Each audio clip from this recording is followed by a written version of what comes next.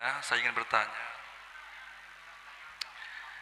Tadi sudah dipaparkan bahwa teroris yang tertangkap di Indonesia itu lebih dari 2.000 jumlahnya.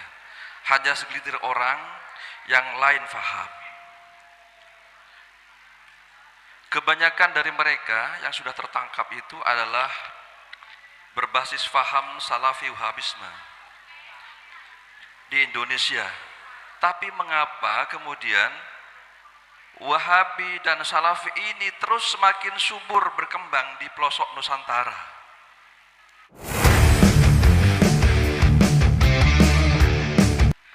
Spora, terima kasih Pak Rasid. Thank you. Begini Pak Rasid, ini memang menjadi pertanyaan dari banyak orang juga sama. Salah satu yang menjadi penyebab dari hal seperti ini adalah kita penganut demokrasi yang utuh. Kita jangan lupa itu, bahwa satu-satunya negara yang menganut demokrasi paling utuh pertama di dunia itu adalah Indonesia. Apa buktinya? Nih kan nih. Tahun 1955 pemilu, Indonesia sudah menerapkan one man one vote pertama di dunia. Satu suara, satu coblosan. Per orang nyoblos situng suara. Ini pertama kali di dunia dan hanya Indonesia. Apakah Amerika sudah menganut demokrasi?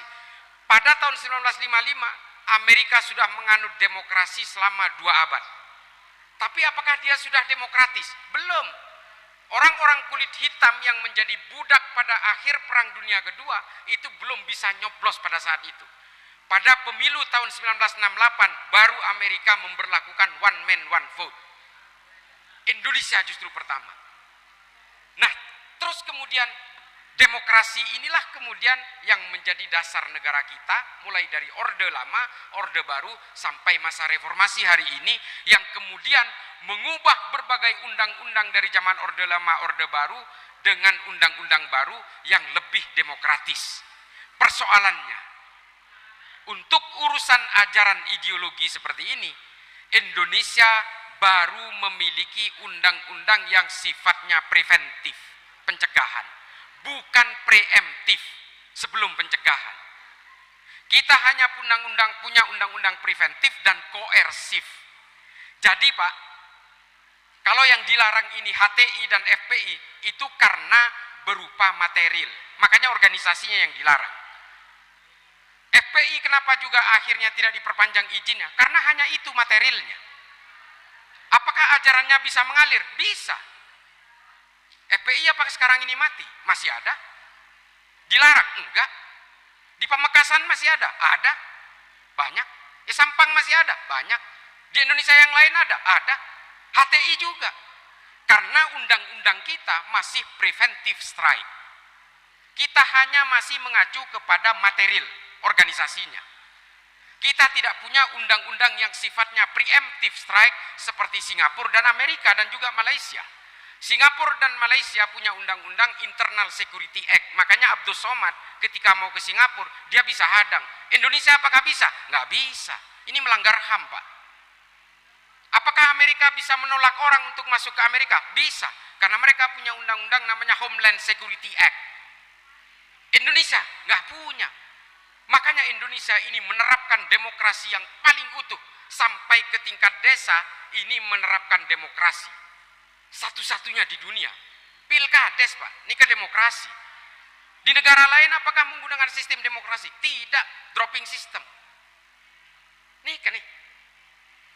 Dan inilah menurut saya hebatnya Indonesia. Apakah demokrasi ini sistem yang terbaik? Belum tentu. 200 tahun ke depan, demokrasi sudah dianggap tidak layak lagi dan akan diganti oleh generasi berikutnya. Demikian juga khilafah. Khilafah mungkin paling cocok pada abad pertengahan, setelah itu dianggap tidak cocok, kemudian diganti oleh demokrasi. Demokrasi hari ini, 200 tahun ke depan generasi berikutnya juga akan mengganti karena sudah dianggap tidak up to date lagi. Sistem politik itu mengikuti alur linier dari peradaban manusia. Nah, Indonesia hari ini menerapkan demokrasi yang utuh. Apakah FPI dilarang? Organisasinya Pak. Apakah HTI dilarang? Organisasinya. Ajarannya apakah tidak bisa dilarang? Tidak bisa. Yang kita harapkan kemudian adalah perang pemikiran. Inilah konsep demokrasi.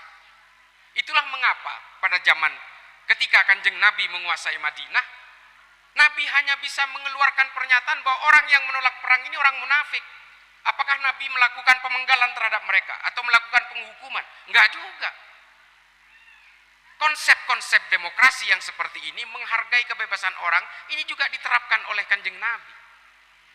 Ketika ada orang melawan terhadap Madinah, diperangi oleh Nabi. Ketika ada orang menyerang terhadap Madinah, diperangi. Inilah kemudian yang menjadi konsep bela tanah air. Makanya saya sering mengatakan dalam perang Uhud, itu ada orang Yahudi yang menjadi korban. Namanya Mukhairik. Inilah bukti bahwa ini adalah perang membela tanah air, bukan membela agama. Itulah mengapa Nabi Muhammad mewajibkan perang kepada siapapun, tidak peduli apapun agamanya. Orang Kristen menolak untuk ikut perang, dikatakan oleh Nabi, kamu jangan tiru orang-orang Kristen dan orang Yahudi yang munafik itu. Karena mereka menolak untuk ikut berperang. Padahal ini adalah perang membela tanah air, bukan membela agama. Akhirnya Mukhairik berangkat. Meskipun perang Uhud terjadi pada hari Sabtu, pada hari Sabat orang Yahudi itu tidak boleh keluar rumah, tapi dia memaksa. Apa kata Mukhairik? Saya harus menghormati Nabi. Selama ini Rasulullah itu melindungi kita untuk hidup nyaman di Madinah. Maka ketika negara ini diserang oleh orang-orang kafir Quraisy, saya harus membantu Nabi. Dia memaksa keluar meskipun ditahan oleh istrinya. Lalu kemudian dia gugur di perang Uhud. Sahabat kemudian bingung. Ya Rasulullah, ini mau diapain ini? Dia syuhada, tapi dia tidak beragama Islam. Kita harus memakamkan seperti apa ini? Lalu Rasulullah menjawab, jangan bingung, serahkan kepada keluarganya, biarlah keluarganya yang memakamkan sesuai dengan keyakinannya. Urusan dia akan masuk surga atau masuk neraka, biarlah Allah yang akan memutuskan. Ini kedebunan Kanjeng Nabi. Lalu keluarlah hadis yang sangat terkenal yang dianggap sahih yang mengatakan Mukhairik adalah sebaik-baiknya orang Yahudi. Ini kah hadis? Nah, inilah perang membela tanah air ini wajib. Maka Hadratus Syekh Hasyim Asy'ari pada zaman penjajahan juga mewajibkan kita untuk membela tanah air. Konsep membela tanah air di dalam Islam inilah kemudian yang mengilhami konsep patriotisme dari pemikiran Eropa yang dikenal dengan Verfassungspatriotismus. Dari rein Islam saja. Terilhami dari siapa? Dari tulisan Abu Bakar Ahmad Ad-Dinawari dalam Al-Mujalasah wa Jahirul Ilmi. Komplit Pak Islam nikah. Sampai urusan bela negara nikah beda. Nah, pasaus beda. Dan Islam mengalami kejayaan ketika ilmu pengetahuan itu betul-betul menjadi kontribusi terhadap peradaban manusia. Panjenengan se-FPI, ya Toren. Tapi jangan terjebak ke dalam urusan politik lalu kemudian menjelek-jelekan ulama NU, CNU. Dan nikah juga, jangan menjelek-jelekan para habaib, jangan. Tidak boleh. Jangan saling menjelekkan sesama orang Islam, apalagi amaliyah dan ubudiahnya sama. Jangan terjebak di situ. Ini semua adalah jebakan-jebakan dari geopolitik global, shifting power strategy game. Kita ini menjadi mainan-mainan politik. Orang Barat itu menjadikan mainan politik di Timur Tengah, bergeser ke Asia Selatan. Hari ini di Asia Pasifik, Indonesia tidak boleh menjadi negara yang maju, karena kalau Indonesia menjadi negara maju, negara-negara sekitar binaan Barat ini akan tenggelam semua. Tore. Makanya kemudian ada KKB Papua, menyelundup senjata dari Papua Nugini. Papua Nugini ini negara persemakmuran Inggris, Pak. Yang mendukung kelompok KKB Papua di PBB, siapa? Vanuatu, persemakmuran Inggris, Pak. Benny Wenda dilindungi siapa? Dilindungi Inggris, Pak. Veronica Koman dilindungi siapa? Australia, Pak. Semua negara persemakmuran. Kita ini hari ini dikeroyok. Jangan sibuk berperang sesama kita. Musuh kita ada di luar sana. Jangan hanya karena gara-gara politik, kalah dalam pilihan politik, lalu membenci Pak Jokowi sejadi-jadinya. Bagaimanapun itu pemimpin kita.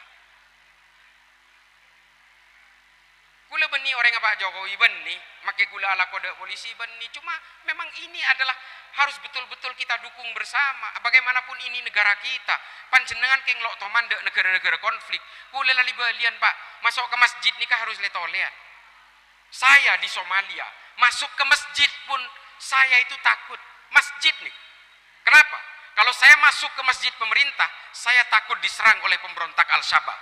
Kalau saya masuk ke masjidnya Al-Shabaab, saya takut diserang oleh tentara pemerintah. Demikian juga di Suriah, di Rokko, di Al-Khol, semua begitu. Indonesia ini kurang apa? Masjid buka 24 jam. Kula bari Saudi keng tero masuk ada masjid jin. Polana kula dimin bekto haji, maktab dan kula nika isap brenga masjid jin. Tero masuk ke masjid jin. Kunci Pak, kol sanga malam. Di Indonesia apa? Ago masjid nika buka balik kerja. Ini loh kebebasan-kebebasan seperti ini kurang apa negara kita ini? Lalu dibilang umat Islam ditindas di Indonesia. Tindas napa? Jereng sampai ke Maulana dan Maulana Pasan, Telasen, tantuaki, tolongin sarang pemerintah, sidang isbat dan sebagainya. Orang ke haji koordinir, orang umroh koordinir, subsidi. Nikel. Pagi iya kocak orang Islam tertindas, sementara umat Islam tibi mencaci maki orang lain dengan leluasanya. Nika nih, Saudi nih, kulo kayak ngapain ngawning, kulo bekto Saudi nih tepangki sarang kepala kepolisian, Kapolres Mekah, cing kinto Kapolres Mekah, Surto.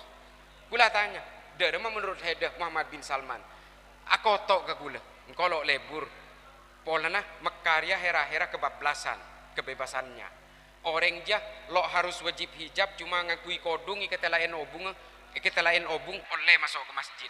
Kalau suka, tapi ce anu. Ini ketok-kotok ke gula. Kenapa mi tok-kotok? Takut Pak, takut ditangkap. Indonesia itu makin. Boy. Disebarkan lewat media sosial mencaci maki siapapun kok.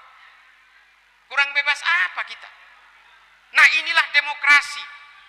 Orang-orang yang membenci demokrasi itu akhirnya apa? Menikmati kebebasan demokrasi.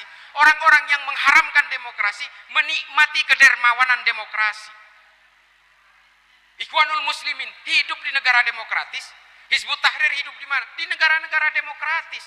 Kelompok-kelompok yang mengharamkan demokrasi hari ini justru menikmati berselancar di ombak-ombak demokrasi dengan segala kemudahan-kemudahannya. Ketika ada orang mengeluarkan defamasi, fitnah, dan kemudian mencaci maki, mengagitasi, tangkep, mengkriminalisasi ulama. Ini yang didengungkan. Mungkin urusan tuduhan ketidakadilan terhadap pemerintah ini mulai benianyar nih. Kanjeng Nabi saos sareng Zulhuwaisiroh dituduh tidak adil. Ini narasi yang sama yang dibangun. Ketika orang ingin merebut kekuasaan dan iri terhadap kekuasaan, dia akan menuduh kekuasaan itu tidak adil. Zulhuwaisiroh, Abdurrahman bin Muljam melakukan hal yang sama. Dan ini ditiru oleh orang-orang kita di Indonesia hari ini. Karena apa semua ini terjadi? Karena politik. Detik aja menggunakan agama sebagai tunggangan politik. Sepora, toreh, amai damai saus, mau FPI, mau NU, mau HTI, mau Wahabi, silahkan. Tapi jangan saling menyerang dan mencaci maki hanya gara-gara persoalan politik. Gara-gara politik, maki agama pada, organisasi pada, bisa saling serang, saling ngaperaki. Anikah tak bagus. Ini yang diinginkan oleh negara-negara barat sebenarnya. Kula nikah didikan Amerika, tapi kula lo setuju juga di Amerika. Kula ibadah foto nah. Ketika Amerika memutuskan menyerbu Irak pada zaman George W. Bush, kula bekton 9/11 kula berdaya Amerika. Saya ikut berdemonstrasi di mana-mana di berbagai kota menolak Amerika untuk menyerang Irak. Karena saya tahu ini hanya akalan-akalan Amerika saja. Saya nggak setuju juga. Makanya kantos semakin kula tolak menabi terode Amerika. Polana kula nikah toman keduan rekaman demonstrasi